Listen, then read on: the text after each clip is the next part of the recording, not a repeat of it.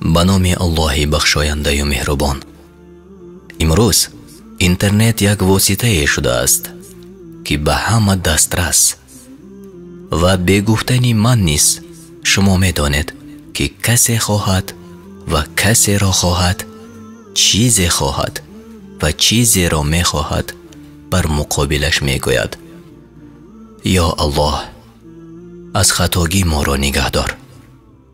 یعنی غیبت، دشنام، بیهودگویی و بدنام کنی هم. دین مبین اسلام پاک از این چیزها ما نباید فراموش کنیم.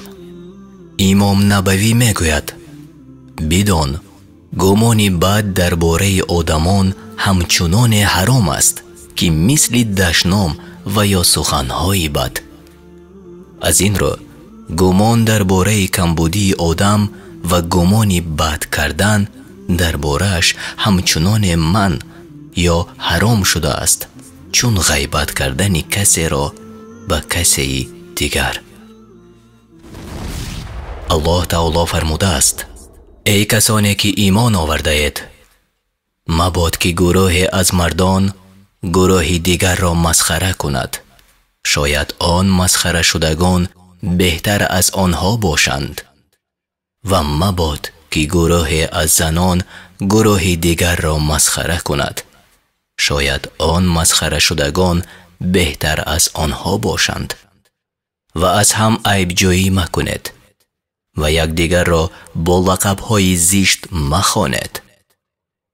بد است عنوان فسق یا بدی پس از ایمان آوردن، و کسانی که توبه نمی کنند خود ستمکارانند.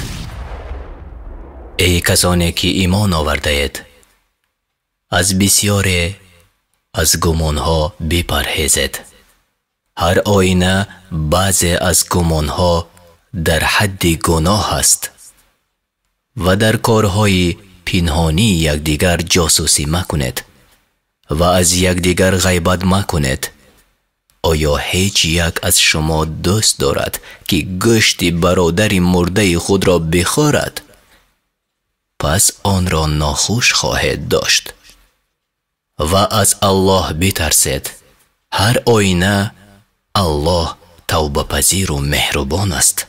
سوره حجرات یا حجره ها آیت 11 و 12.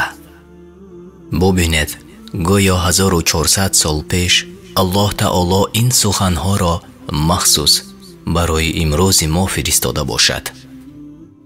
ابو هریره رضی الله عنه از گفته های رسول الله صلی الله علیه و سلم نقل می کند از گمان بد درباره آدم خودداری نماید، چون که گمان بد بدترین دروغ است.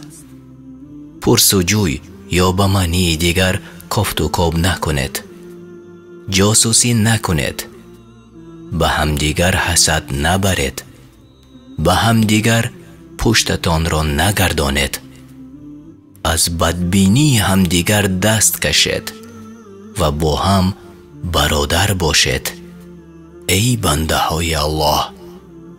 حدیث صحیح بخاری تحت رقم 60-64.